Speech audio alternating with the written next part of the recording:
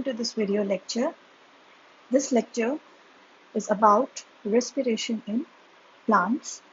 With this lecture, we will start our paper 1. So let us start the lecture. First, before starting it, we will discuss about enzyme. Respiration एक process है जिसमें बहुत सारी चीज़ों की ज़रूरत होती है. इट्स नॉट एक चीज़ नहीं है सिर्फ ये.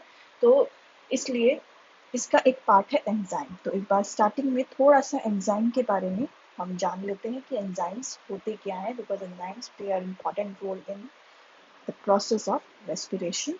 वो कैरी आउट करते हैं एक तरह से रेस्पिरेशन. तो एंजाइम क्या है? It is a biomolecule, either protein or RNA, that catalyzes a specific chemical reaction. Okay, it does not affect the equilibrium of catalyzed reaction. Equilibrium को affect नहीं कर सकता. बस ये सिर्फ enhance करता है rate of reaction को by providing a pathway which has lower activation. ठीक है, ये एक सिंपल एक तरह से कह सकते हैं डेफिनेशन है एंजाइम की. इसके स्ट्रक्चर के बारे में अगर जाने तो पूरा एंजाइम होलो एंजाइम कहलाता है. ठीक है, और होलो एंजाइम के जो है दो कंपोनेंट्स होते हैं, apo enzyme and prosthetic group. ठीक है, एपो एंजाइम जो है वो प्रोटीन होता है, जो प्रोटीनेशियस पार्ट होता है. ठीक है, और प्रोस्थेटिक ग्रुप जो होता है वो नॉन प्रोटीनेशियस पार्ट होता है. ठीक है, ये दोनों मिलकर एक असेंशियल जो है ये दोनों ही जो है वो असेंशियल पार्ट हैं जिनके बिना एंजाइम पूरा नहीं होगा. ठीक है, और वो होलो एंजाइम नहीं कहलाएगा. ठीक है, तो होलो एंजाइम क्या है? Apo enzyme plus prosthetic group. ये इंपॉर्टेंट है, इसके दोनों कंपोनेंट्स एसेंशियल कंपोनेंट्स हैं. ठीक है, तो एपो एंजाइम प्रोटीन पार्ट है और प्रोस्थेटिक ग्रुप क्या होगा? नॉन प्रोटीनेशियस है. तो नॉन प्रोटीनेशियस में क्या चीज आ जाएंगी यहाँ पर? अ मेटल आयन और एन ऑर्गेनिक कंपाउंड. ठीक है, अदर देन प्रोटीन. ठीक है, that is covalently bound to a protein यानी apo enzyme and is essential to its activity. ठीक है, तो ये एक मेटल आयन या ऑर्गेनिक कंपाउंड हो सकता है other than protein, organic compound other than protein. ठीक है, तो और दूसरा ये कोवैलेंटली बाउंड होगा. ठीक है, it is covalently bound to apo enzyme या प्रोटीन. ठीक है, and is essential to its activity. Enzyme की एक्टिविटी के लिए एसेंशियल है. ठीक है, तो ये दो चीजें, दो कंपोनेंट्स मिलकर होलो एंजाइम बनाते हैं. ठीक है, तो होलो एंजाइम को हम इनडायरेक्टली ये भी कह सकते हैं, it is a active molecule. ठीक है, biologically active molecule which can catalyse the reaction. ठीक है, इसके अलावा दो कंपोनेंट्स या अटैचमेंट्स और होते हैं जो कैटालिटिक एक्टिविटी को अफेक्ट करते हैं डायरेक्टली और इनडायरेक्टली. वो दो कंपोनेंट्स जो हैं, एक है कोएंजाइम और दूसरा है कोफैक्टर.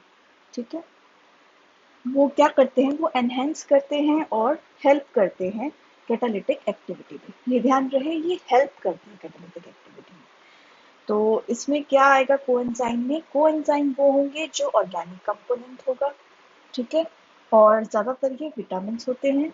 और कोफैक्टर जो है वो इनऑर्गेनिक कंपोनेंट होता है. ठीक है, और ये यूजुअली प्रोस्थेटिक ग्रुप नहीं होते, ये यूजुअली अलग होते हैं इनसे.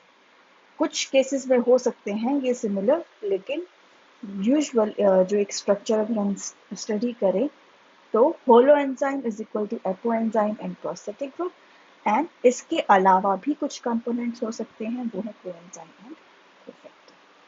ठीक है, अब यहाँ पर हम देख सकते हैं कोफैक्टर्स एंड कोएंजाइम. अच्छा, एक चीज और ध्यान रहे, कोएंजाइम कोफैक्टर कई बार इंटरचेंजेबली यूज किया जा सकता है. ठीक है, तो कोएंजाइम्स जो होंगे उसमें हमने को फैक्टर्स देख रखे हैं। ये एक तो को एंजाइम है और जैसे जो नीचे वाले हैं वो यहाँ पर देखो क्या लिखा है, को फैक्टर इनऑर्गेनिक आयन होगा, को एंजाइम ऑर्गेनिक कंपोनेंट होगा। तो को एंजाइम ऊपर जो है वो ऑर्गेनिक कंपोनेंट है और नीचे जो मेटल है वो को फैक्टर है। अगर प्रॉपरली इनको बाय डेफिनेशन बाय वर्ड देखा जाए तो ये है। तो मेटल में कौन कौन से हो सकते हैं इनऑर्गेनिक इनऑर्गेनिक आयंस में क्या क्या हो सकता है, जिंक है, मैग्नीशियम है, निकल है, मोलिब्डेनम है और मैंगनीज है, पोटेशियम है, सिलीनियम है, ठीक है। और को एंजाइम में क्या हो सकता है, थायमिन, पायरोफॉस्फेट है, ये ऑर्गेनिक ग्रुप्स है, ठीक है। फ्लेविन एडेनिन न्यूक्लियोटाइड है, निकोटिनामाइन एडेनिन न्यूक्लियोटाइड है, एनएडी, एफएडी, ठीक है। कोएंजाइम ए है, बायोटिन है। इस तरह के ऑर्गेनिक कंपाउंड्स जो हैं वो कोएंजाइम होंगे और मेटल आयंस जो होंगे वो या इनऑर्गेनिक आयंस जो होंगे वो को फैक्टर होंगे। साथ में इनके एंजाइम जिनसे वो एसोसिएटेड होते हैं वो नाम भी दिए हुए हैं, ठीक है। और अब थोड़ी सी बात करते हैं क्लासेस की, कितने तरह के एंजाइम हो सकते हैं। ऑक्सीडोरिडक्टेस जो ऑक्सीडेशन रिडक्शन रिएक्शंस करते हैं, एग्जाम्पल होंगे उनके dehydrogenase, oxidase, reductase, peroxidase, catalase, oxygenase, hydroxylase. दूसरा टाइप होगा ट्रांसफरेजेस का, they transfer a functional group. इसमें एग्जाम मेजर सब क्लास आती है, trans aldolase, ketolase, acyl methyl glucosyl and phosphotransferase, kinase, phosphonatase. Kinase अगर याद हो तो काइनेज एक बहुत इंपॉर्टेंट एंजाइम है जिसमें type of class of enzyme है, जिस सब क्लास ऑफ एंजाइम है जिसमें एटीपी मॉलिक्यूल यूज किया जाता है, ठीक है। और हाइड्रोलेज जो है वो हाइड्रोलिटिक एंजाइम है, it causes splitting of compounds. इसके एग्जांपल्स इसके सब क्लासेस आ जाती हैं, esterase, glycosidase, peptidase, phospholipase like amidase and deaminase. फिर है लाइएज। लाइएज क्या करेंगे, it splits the compound without hydrolysis. Hydrolysis के बिना ये स्प्लिट करता है कंपाउंड को। पहला वाला जो था उसमें हाइड्रोलिसिस होती है। तो इसकी सब क्लास हैं D carboxylase, aldolase. D carboxylase में कार्बन डाइऑक्साइड जो है वो रिमूव होती है, ठीक है, कंपाउंड में से। हाइड्रेटेज है, कीटोलेज है, एल्डोलेज है, लाइएज है, ठीक है। और फिर नेक्स्ट क्लास है आइसोमरेज। इसमें आइसोमेराइजेशन रिएक्शंस होती हैं। इसके सब क्लास होंगी एपिमरेज, आइसोमरेज, रेसमेज, म्यूटेज, ठीक है। तो इसमें मेनली आइसोमर, एपिमर, एक जैसे जो कंपाउंड होते हैं वो बनते हैं, इनमें थोड़ा सा मॉडिफिकेशन होता है बस। फिर है लाइगेज। वो क्या होगा, formation of bonds with ATP cleavage. ATP की ब्रेक डाउन की वजह से न्यू बॉन्ड्स बनना, ठीक है। एटीपी ब्रेक डाउन हुआ है, एनर्जी रिलीज हो रही है और वो एनर्जी यूज हो रही है बॉन्ड्स को बनाने में। याद रहे यहाँ बॉन्ड्स टूट नहीं रहे हैं, बॉन्ड्स बन रहे हैं। तो बन रहा है कुछ तो सिंथेटेज, ठीक है, और कार्बोक्सिलेज, ठीक है। कार्बोक्सिलेज में कार्बन डाइऑक्साइड जो है वो ऐड होती है। सिंथेटेज में कोई सिंथेसिस जब होता है किसी कंपाउंड का वो तब यूज होता है, ठीक है। तो ये मेजर क्लासेस हैं एंजाइम की, जो और साथ में इनके सब क्लासेस हैं और साथ में मेंशन किया है कि किस तरह की रिएक्शन को वो कैटेलाइज करते हैं। और ये इम्पॉर्टेंट है याद रखना, थोड़ा सा नाम को इनको ध्यान रखना कि कौन सा सब क्लास जो है वो किस तरह की रिएक्शन करता है, क्योंकि आगे चलकर रेस्पिरेशन में ये सारे एंजाइम, ऑलमोस्ट हर तरह के एंजाइम्स रेस्पिरेशन और आगे लिपिड मेटाबॉलिज्म, नाइट्रोजन मेटाबॉलिज्म, जो आगे प्रोसेसेस आएंगे उनमें ये बहुत ज़्यादा बार बार आपको दिखाई देंगे ये नेम्स, ठीक है। तो इसको इस टेबल को बहुत अच्छे से याद रख लेना। अब 3 नेम और हैं, वो थोड़ा सा अलग से एम्फोसाइज कर रही हूँ क्योंकि ये तीनों एटीपी को यूज करते हैं, ठीक है। इसमें एटीपी की इन्वॉल्वमेंट है, एक तरह से ये कह सकते हैं। सबसे पहला या फॉस्फेट ग्रुप जो है उसकी इन्वॉल्वमेंट होती है। तो एक टाइप की रिएक्शन है फॉस्फोरिलेशन, उसको कॉज करता है काइनेज या फॉस्फोट्रांसफरेज। उसमें होता क्या है, transfer of phosphate group from high energy molecule ATP से टू द सबस्ट्रेट की तरफ जो है रिएक्शन का जो सबस्ट्रेट है उसमें फॉस्फेट ग्रुप ऐड होता है, ठीक है, फॉस्फोरिलेशन। और ये कौन कॉज करेगा? Kinase and phosphotransferase. दूसरी टाइप ऑफ रिएक्शन है डीफॉस्फोरिलेशन, वो कॉज करते हैं फॉस्फेटेज एंजाइम, ठीक है। वो क्या करेंगे? Remove phosphate group from the substrate. इसमें सिंपल फॉस्फेट ग्रुप जो है वो सबस्ट्रेट से रिमूव होता है, ठीक है। और तीसरी जो टाइप के जो रिएक्शन है वो है फॉस्फोरोलिसिस। फॉस्फोरोलिसिस कौन से एंजाइम कॉज करते हैं? फॉस्फोरोलाइएज, ठीक है। तो इसमें होता क्या है? कंपाउंड जो है वो क्लीव हो जाता है, यानी टूट जाता है, ब्रेक होगा। और cleavage of a compound where inorganic phosphate is acting as an attacking group, ठीक है।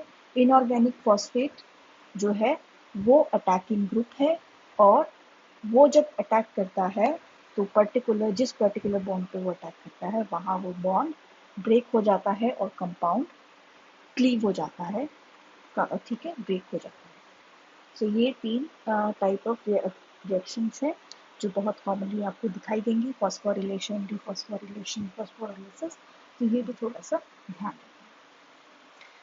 अब हम देखते हैं एनर्जी मॉलिक्यूल्स के बारे में, या किस सॉरी किस तरह से ये यहाँ पर तीन जो मॉलिक्यूल्स हैं वो बहुत इंपॉर्टेंट रोल प्ले करते हैं जब हम रेस्पिरेटरी प्रोसेसेस की बात करते हैं। तो सबसे पहले आता है एटीपी। एटीपी होता है adenosine triphosphate. It is a high energy compound, ठीक है। इसमें तीन फॉस्फेट ग्रुप्स होते हैं अटैच्ड, और वो बहुत ज़्यादा उनमें एनर्जी स्टोर होती है। NAD, निकोटिनामाइड एडेनिन डाइन्यूक्लियोटाइड, ये एक कोएंजाइम है which act as an electron carrier in many biochemical oxidation reduction reactions, and it alternates between oxidized and reduced state। NAD से NADH के बीच में जो है ये एक तरह से मूव करता है, और इसकी काफ़ी रिएक्शंस जो है आपने फोटोसिंथेसिस में देखी भी होंगी। और FAD, flavin adenine dinucleotide, it is a form in which flavin is attached to proteins, ठीक है। इसमें flavin जो है वो प्रोटीन के साथ अटैच्ड होगा, और flavin ग्रुप जो है it can undergo redox reactions and can absorb blue light। NAD blue light नहीं एब्जॉर्ब करता, FAD जो है वो ब्लू लाइट एब्जॉर्ब कर सकता है। FAD अगर ध्यान हो कहाँ पर था? जब हम Z स्कीम इलेक्ट्रॉन ट्रांसपोर्ट जो है वो स्टडी कर रहे थे, Z स्कीम वहाँ पर था लास्ट में, ठीक है। तो फोटो सिस्टम 1 है उससे एसोसिएटेड था। यहाँ पर ये स्ट्रक्चर है इनका, ये तीनों स्ट्रक्चर थोड़ा ATP का स्ट्रक्चर खासकर याद होना चाहिए। NAD और FAD का स्ट्रक्चर आप ऐसे देख सकते हो, समझ सकते हो, ठीक है। अब बात आती है रेस्पिरेशन स्टार्ट करने की। तो उससे पहले दो तीन टर्म्स है रेस्पिरेशन से रिलेटेड। एक तो है respiratory substrate. Respiratory substrate usually products of photosynthesis होंगे, जो फोटोसिंथेसिस की उसमें जो प्रोडक्ट्स बनते हैं वो एक्ट करते हैं या वो फीड किए जाते हैं रेस्पिरेशन में, तो वो रेस्पिरेटरी सबस्ट्रेट्स होते हैं। वो है sucrose and starch, most commonly जो रेडीली अवेलेबल होते हैं वो सुक्रोज एंड स्टार्च है। फोटोसिंथेसिस हो रही है तो ग्लूकोज बना, ग्लूकोज से फिर सुक्रोज एंड स्टार्च जो है वो बनते हैं। उसके अलावा और भी जो चीज़ें आगे चलकर बनती हैं फोटोसिंथेसिस होने के बाद, वो है fats, organic acids, proteins etcetera. और दूसरा पॉइंट है, दूसरी टर्म है ऑक्सीजन कंपनसेशन पॉइंट। ये क्या है? It is the light intensity at विच, ठीक है, ये एक लाइट इंटेंसिटी है eight which net amount of oxygen produced is zero, ठीक है। पूरे सारे प्रोसेसेस को काउंट करके जो नेट ऑक्सीजन इवोल्यूशन है या नेट ऑक्सीजन प्रोडक्शन है वो जीरो होगी। That is when rate of evolution of oxygen in photosynthesis is equal to rate of oxygen consumption in respiration, ठीक है। तो हमारे पास एक्स्ट्रा या नेट हमारे पास ऑक्सीजन जो है वो नहीं बचती, ठीक है, उसकी कंसंट्रेशन नहीं होती प्लांट के अंदर, वो बनती जा रही है, उतनी ही यूज भी होती जा रही है, तो वो पॉइंट ऑक्सीजन कंपनसेशन पॉइंट है। तीसरा टर्म है रेस्पिरेटरी क्वोशंट, आरक्यू भी बोलते हैं इसको। ये क्या है? It is the ratio of volume of carbon dioxide released to the volume of oxygen consumed. ठीक है, volume of carbon dioxide released to the volume of oxygen consumed in respiration in the given period of time at standard temperature and pressure। ठीक है, तो इसमें हमने क्या किया? Standard temperature, standard conditions थी, स्टैंडर्ड प्रेशर दिया। ठीक है, और एक सेट पीरियड ऑफ टाइम था, उसमें हमने स्टडी किया volume of carbon dioxide released divided by volume of oxygen consumed. तो जो वैल्यू हमारे पास आई वो रेस्पिरेटरी क्वोशंट होगा। रेस्पिरेटरी क्वोशंट जो है, हमने जब स्टडी किया तो हमने कैसे स्टडी किया कि हमने रेस्पिरेटरी सबस्ट्रेट कौन सा यूज किया। अब हमने फॉर एग्जांपल स्टैंडर्ड कंडीशंस रख दी हैं, ठीक है, और हमने रेस्पिरेटरी सबस्ट्रेट प्रोवाइड की, जो है स्टडी जिसको कर रहे हैं वो फॉर एग्जांपल सुक्रोज है, तब हम स्टडी कर रहे हैं, और तब हमारे पास जो volume of carbon dioxide evolve divided by volume of oxygen consumed, ये जो रेशो जब हमारे पास आएगी तो वो पर्टिकुलरली स्टैंडर्ड कंडीशंस में सुक्रोज के लिए आरक्यू की वैल्यू होगी। ठीक है, इस तरह से आरक्यू जो है वो देखा जाता है या मेजर किया जाता है, और आरक्यू की हेल्प से हम पता लगा सकते हैं कि जो रिएक्शन हम स्टडी कर रहे हैं या जो प्लांट हम स्टडी कर रहे हैं उसमें, या जो रेस्पिरेशन स्टडी कर रहे हैं उसमें सबस्ट्रेट कौन सा था, क्योंकि हमारे पास पहले से एक स्टैंडर्ड बना हुआ है। हम उसको रेफर करते हैं कि हमारी आरक्यू की वैल्यू ये आई है इन कंडीशंस में, तो वो क्या हो सकती है। ठीक है, now what is respiration? Respiration, it can be defined as the catabolic process, ठीक है, in which substrate molecule is broken down into smaller molecules coupled with the release of energy rich molecule। ठीक है, अगर हम process की बात करें तो क्या होगा? It can be defined as a catabolic process, ठीक है, respiration is a catabolic process in which substrate is broken down, substrate जो होता है वो large होता है, ठीक है, and it is broken down into smaller molecules, साथ में energy rich molecule उसके साथ साथ बनते हैं, एनर्जी हम जो बन रही है उसको हम यूटिलाइज कर सकते हैं। ठीक है, इक्वेशन की बात की जाए रेस्पिरेशन की तो वो ऑक्सीडेटिव वन होगी, तो यहाँ पर देख सकते हो C12H22O11 plus oxygen molecules 12 oxygen molecules, तो हमारे पास 12 कार्बन डाइऑक्साइड रिलीज होंगे एंड 11 वाटर मॉलिक्यूल्स रिलीज होंगे। ये जनरल रिएक्शन है रेस्पिरेशन की। और अगर हम चाहें तो जनरल डेफिनेशन भी दे सकते हैं रेस्पिरेशन के, तो जनरल डेफिनेशन क्या होती है? Oxygen consumed and carbon dioxide evolve. ठीक है, अब ये वाली जो रेस्पिरेशन है प्लांट्स की, वो एनिमल की रेस्पिरेशन से कैसे डिफर करती है? एनिमल रेस्पिरेशन में 2-3 प्रोसेसेस होते हैं, जैसे ब्रीदिंग, ये एज सच प्लांट्स में नहीं होता।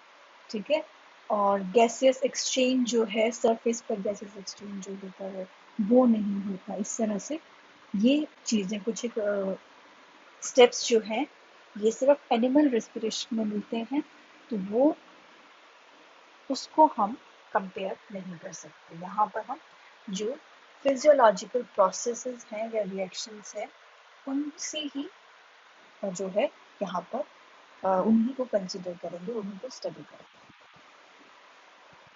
अब आगे देखो, production of energy molecule ATP, it is the primary role. ठीक है, रेस्पिरेशन का मेन रोल क्या होगा? एटीपी की फॉर्मेशन। और 2 तरह की रेस्पिरेशन हो सकती है, aerobic and anaerobic. Aerobic respiration वो होगी जो ऑक्सीजन की प्रेजेंस में होती है, एनारोबिक जो है वो रेस्पिरेशन ऑक्सीजन की एब्सेंस में होती है। और एरोबिक जो है वो ज़्यादातर एक तरह से कहते हैं कि लिविंग ऑर्गेनिजम्स जो है, खासकर प्लांट्स जो है, उनके लिए एरोबिक रेस्पिरेशन होती है। ठीक है, एनारोबिक रेस्पिरेशन लोअर ऑर्गेनिजम्स में होती है।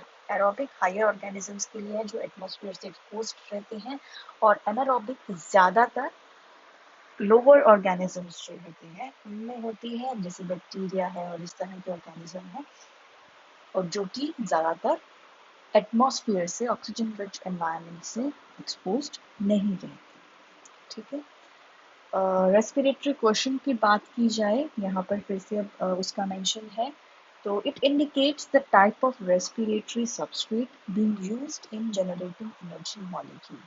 ठीक है, रेस्पिरेशन जब हो रही है तो उसमें सबस्ट्रेट मॉलिक्यूल क्या था, वो हेल्प करता है आरक्यू आइडेंटिफाई करने में।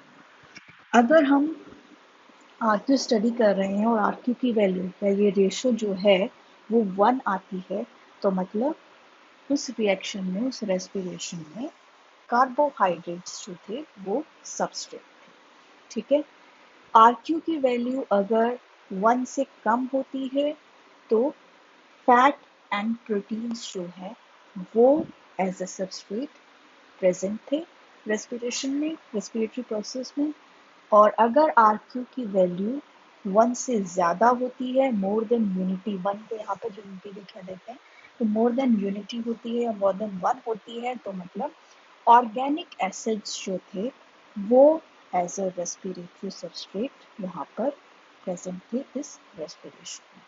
ठीक है, ये तीनों आप वैसे ही याद कर सकते हो। आपके एग्जाम में ये क्वेश्चन पूछा जा सकता है, आरक्यू फॉर फैट क्या होता है, आरक्यू फॉर ऑर्गेनिक क्या होता है, या आपसे ये क्वेश्चन पूछा जा सकता है कि इस रिएक्शन का, इस रेस्पिरेशन का आरक्यू वैल्यू 1 है तो मतलब कौन सा सबस्ट्रेट था।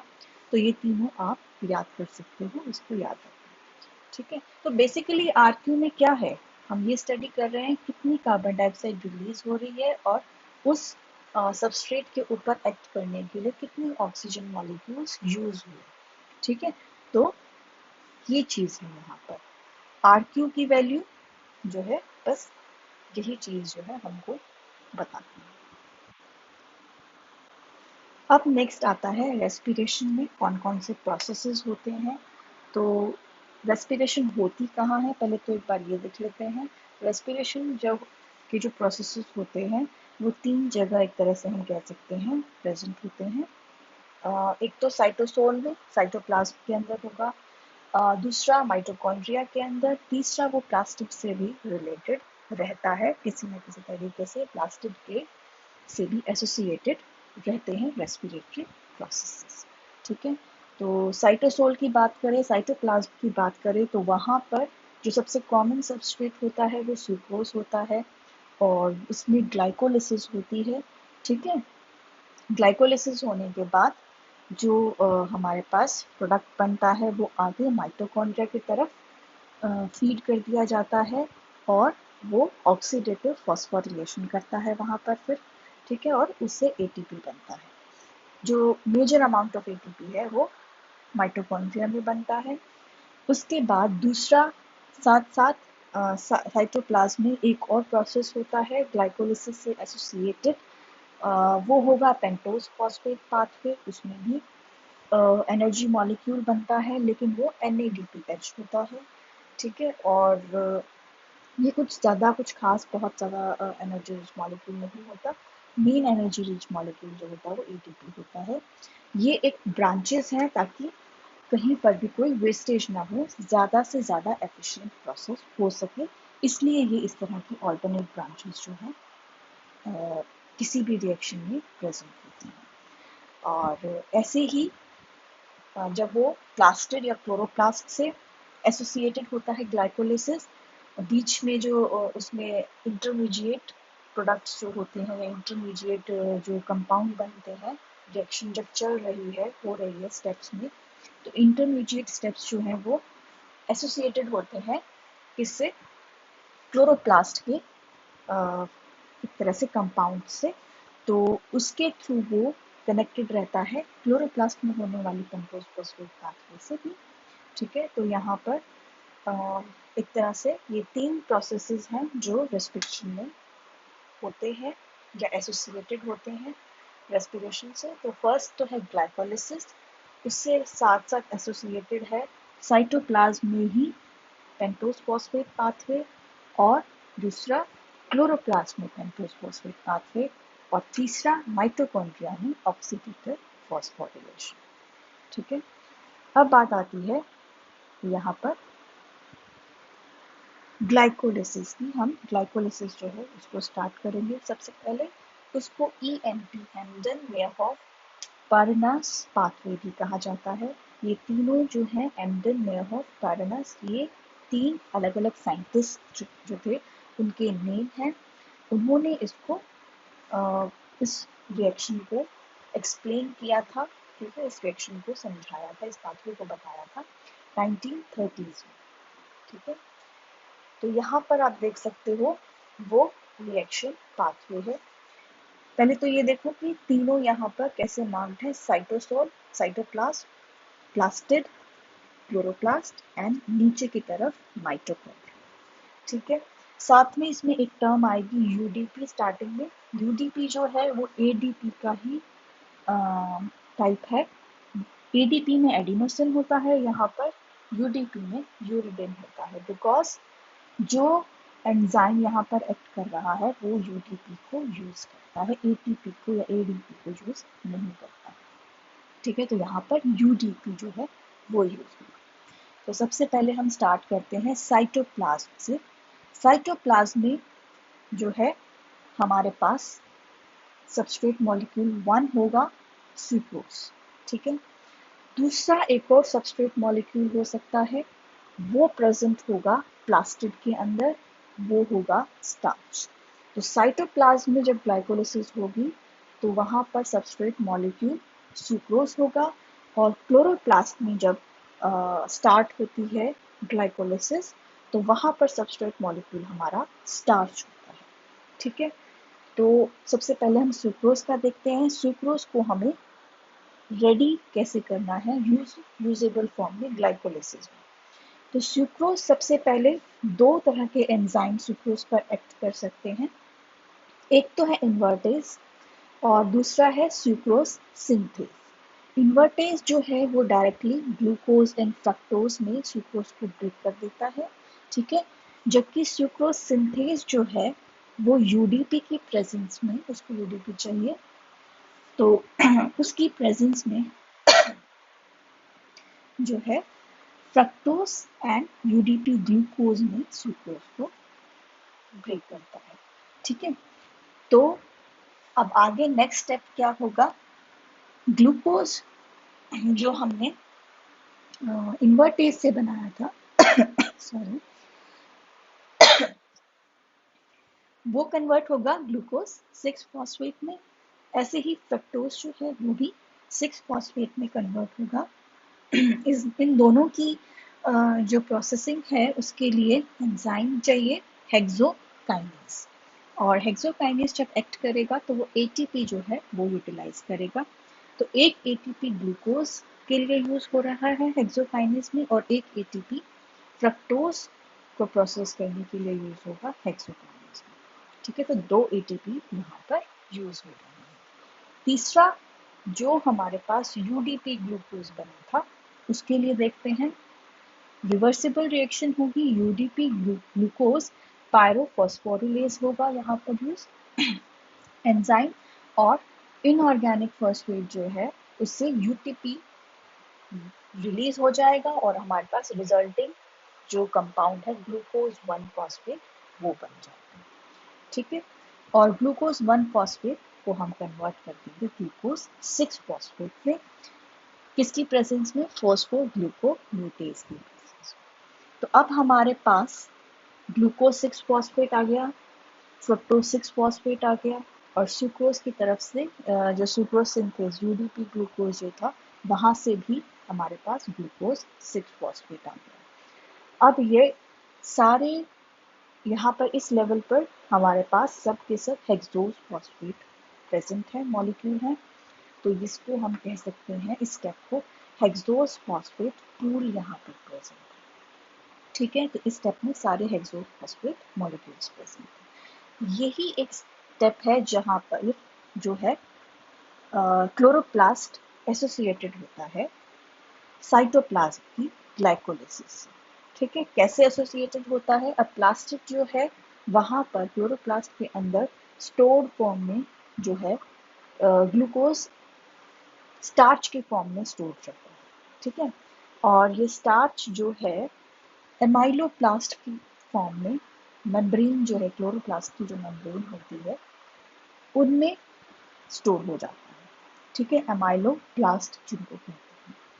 अब ये जो एमाइलोप्लास्ट है यहाँ से glucose 1 phosphate and glucose 6 phosphate जो है बनते हैं।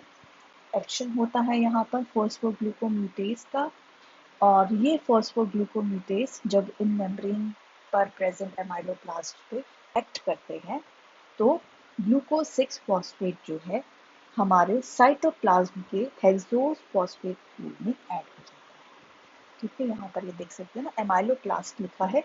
एमाइलोप्लास्ट से ग्लूकोज 6 फॉस्फेट जो है हमारे पास यहाँ इस पूल में आ गया क्लोरोप्लास्ट से। ठीक है, और क्लोरोप्लास्ट को हमने क्यों मेंशन किया यहाँ पर? रेस्पिरेटरी सबस्ट्रेट जो है वो क्या है? स्टार्च। और साइटोप्लाज्म में सबस्ट्रेट क्या था? सुक्रोज। तो हमें दोनों यहाँ पर याद रखने हैं कि दो तरह के सबस्ट्रेट हो सकते हैं। साइटोप्लाज्म में होगा तो सुक्रोज होगा, और स्टार्च होगा तो वो क्लोरोप्लास्ट से।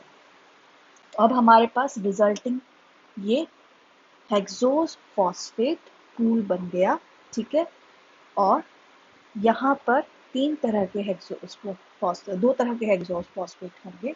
ग्लूकोज 6 फॉस्फेट होगा या तो दूसरा, या फिर फ्रक्टोज 6 फॉस्फेट होगा। अब यहाँ पर क्या होता है? फ्रक्टोज 6 फॉस्फेट इंपॉर्टेंट है, तो ग्लूकोज 6 फॉस्फेट जो है वो कन्वर्ट होगा फ्रक्टोज 6 फॉस्फेट।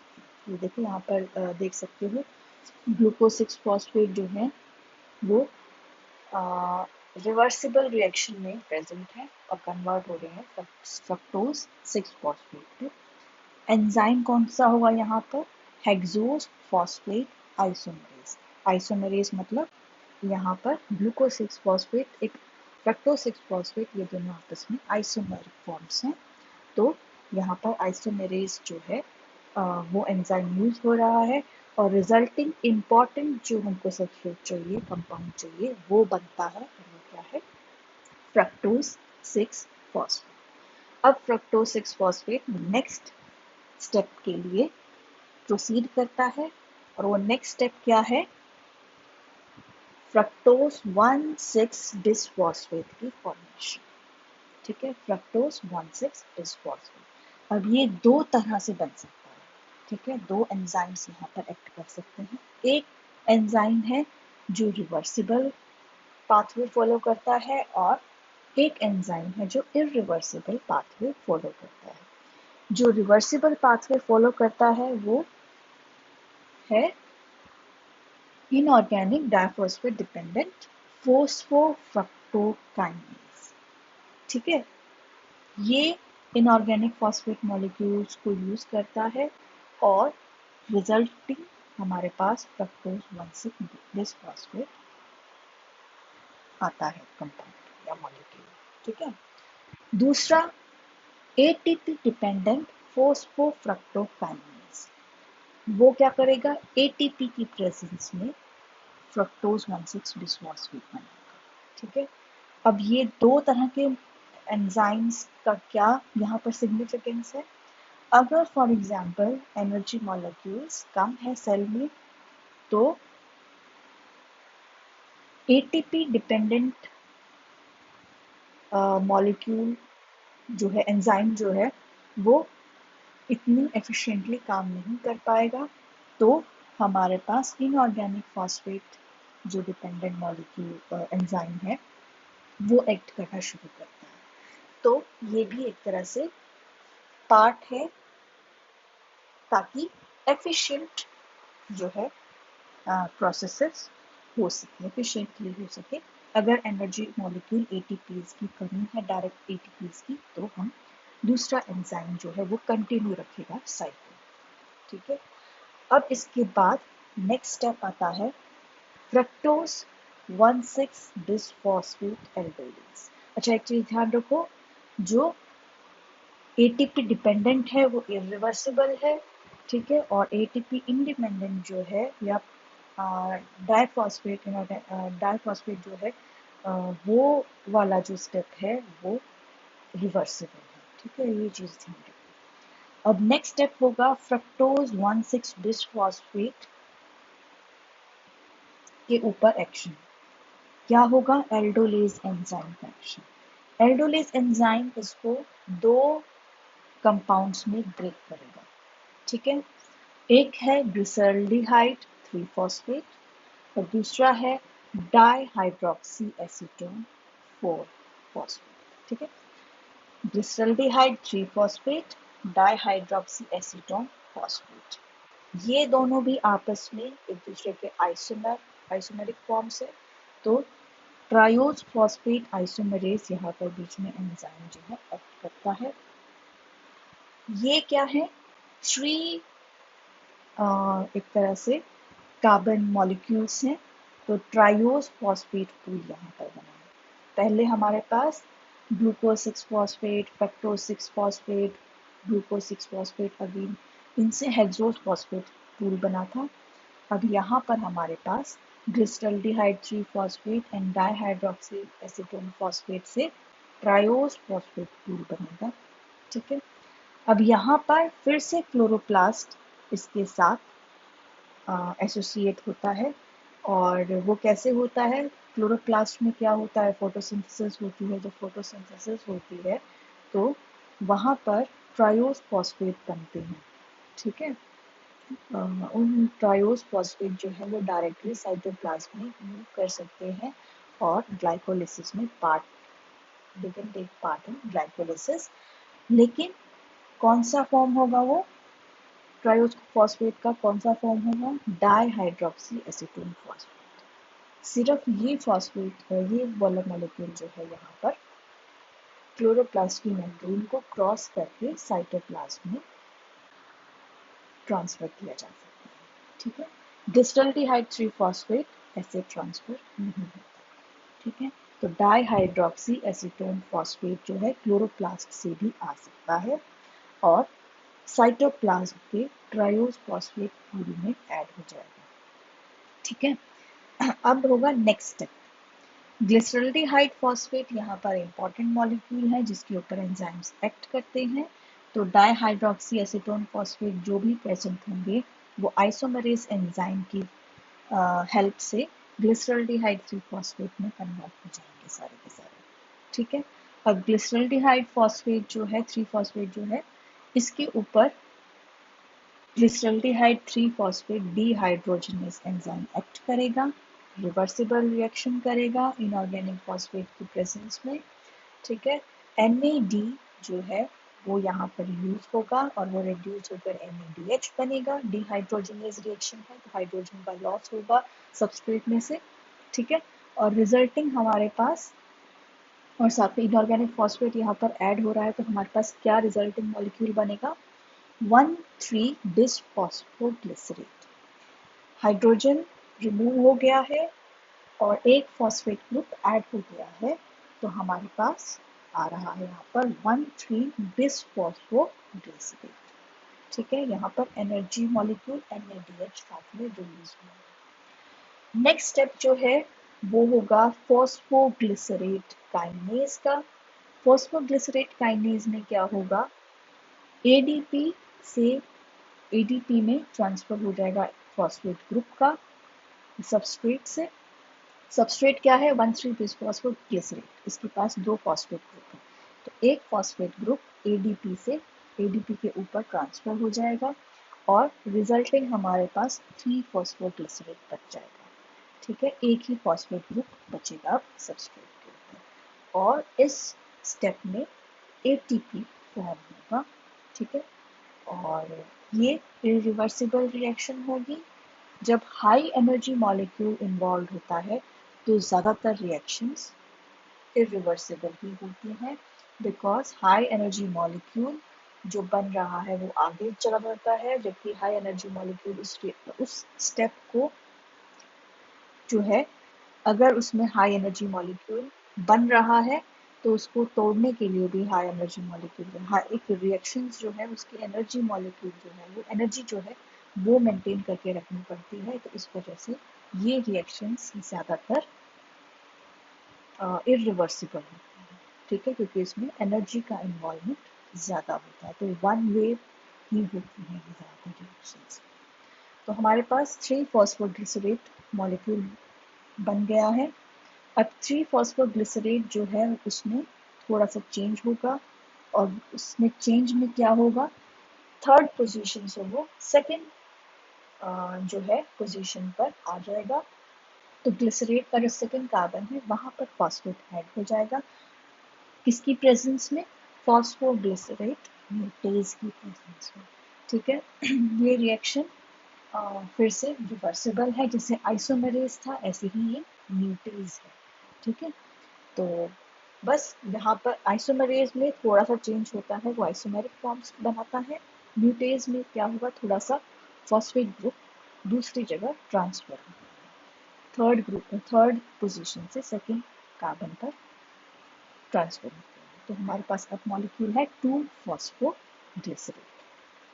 अब 2 फॉस्फोग्लिसरेट जो है इसके ऊपर इनोलेस एंजाइम जो है एक्ट करेगा, और ये भी रिवर्सिबल रिएक्शन है। वाटर मॉलिक्यूल इसमें से लूज हो जाएगा और हमारे पास क्या बच जाएगा, फोस्फोइनोल पायरुवेट, PEP भी जिसको बोलते हैं, ठीक है। ये एक इम्पॉर्टेंट स्टेप है। यहाँ से या तो वो डायरेक्टली ऑक्सैलो एसीटेट या तो वो माइटोकॉन्ड्रिया में जा सकता है, ठीक है, और या फिर पायरूवेट में कन्वर्ट होकर लैक्टेट डिहाइड्रोजनेज फर्मेंटेशन रिएक्शंस जो है उनमें जा सकता है, ठीक है। तो ये प्रोसेस था पायरूवेट तक, mainly phosphoenol pyruvate and pyruvate तक हम याद रखते हैं। तो ये दोनों ही स्टेप इम्पॉर्टेंट है, phosphoenol pyruvate and pyruvate. Phosphoenol pyruvate भी जो है ऑक्सैलो एसीटेट एंड मेलेट के थ्रू माइटोकॉन्ड्रिया में एंटर कर जाता है।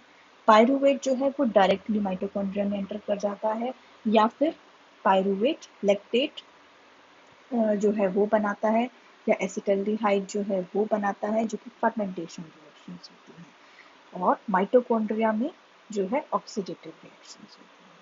तो ये प्रोसेस जो था सुक्रोज या स्टार्च से, सुक्रोज या starch as substrate molecule, respiratory substrate जो थे, इनसे ग्लाइकोलिसिस होकर फॉस्फोइनोल पायरूवेट या पायरूवेट बनना, ये प्रोसेस है ग्लाइकोलिसिस, ठीक है। और इसमें देख सकते हो कि कहाँ कहाँ पर एटीपी यूटिलाइज हुआ है और कहाँ कहाँ पर NADH जो है बना है और कहाँ कहाँ पर ATP बना है, ठीक है। तो ये जो था सिंपल, यहाँ पर ग्लाइकोलिसिस वाला जो प्रोसेस है, स्टेप्स है, वो याद रखनी है आपको। और एक बार इनको, ये वीडियो देखने के बाद इसको नोट डाउन करना स्टेप वाइज, ठीक है, अपनी नोटबुक में, ताकि आपको ये स्टेप्स क्लियर हो जाए, ठीक है। तो यहाँ पर ज़्यादा कुछ लिखने की ज़रूरत नहीं है, बस एक ये स्टार्च का देखना, जो साइटोप्लाज्म है, यहाँ पर इतनी ज़्यादा एक्सप्लेन करने की ज़रूरत नहीं, सिर्फ ग्लूकोज 6 फॉस्फेट लिख दो और वहाँ से साइटोप्लाज्म की तरफ इसको एरो से उसको ट्रांसफर, एक तरह से शिफ्टिंग दिखा सकते हो कि वो ट्रांसफर हो रहा है, ठीक है। ज़्यादा डिटेल में बहुत सारे यहाँ पर स्ट्रक्चर्स बनाने की ज़रूरत नहीं है, ठीक है। ऊपर स्टार्च, स्टार्च से फिर ग्लूकोज 6 फॉस्फेट, और नीचे की तरफ ट्रायोज फॉस्फेट, और ग्लूकोज 6 फॉस्फेट जो है वो हेक्सोज पूल में जा रहा है, ट्रायोज फॉस्फेट ट्रायोज पूल में जा रहा है, ठीक है। ये यहाँ से ये स्टेप्स हैं, ये आप याद कर सकते हैं, ठीक है। तो ये चीज़ ध्यान रखना, 2 तरह के सबस्ट्रेट हैं, सुक्रोज है, स्टार्च है। स्टार्च प्लास्टिड से स्टार्ट होगा, क्लोरोप्लास्ट से स्टार्ट होगा, सुक्रोज साइटोप्लाज्म में होगा, ठीक है। और हमारे पास ग्लाइकोलिसिस होने के बाद फोस्फोइनोल पायरुवेट या पायरुवेट जो है ये मॉलिक्यूल्स बनते हैं। ये आगे फिर इन मॉलिक्यूल से जो है फिर नेक्स्ट जो एक तरह से स्टेज है रेस्पिरेशन की, वो स्टार्ट हो जाती है आफ्टर ग्लाइकोलिसिस, ठीक है। तो this was about glycolysis in plants, ठीक है। EMP पाथवे भी जिसको कह सकते हैं। सो इसको प्रैक्टिस करना, इसको बनाकर देखना अपनी नोटबुक में भी, याद तभी होगा वरना याद नहीं होगा। स्टेप्स ड्रॉ कर लो और एक जगह अलग से स्टेप वाइज एंजाइम्स के नाम भी लो, ठीक है। तो ज़्यादा इजीली याद होगा। ओके, अगर कोई स्टेप ना समझ में आए तो पूछ सकते हो, ठीक है। व्हाट्सएप ग्रुप में पूछ लेना। और नेक्स्ट जो है इससे आगे के जो स्टेप्स हैं वो हम स्टडी करेंगे, और एनर्जी जो मॉलिक्यूल्स इसमें बने हैं वो भी हम नेक्स्ट लेक्चर में जो है वो हम स्टडी करेंगे। Okay then, take care, have a good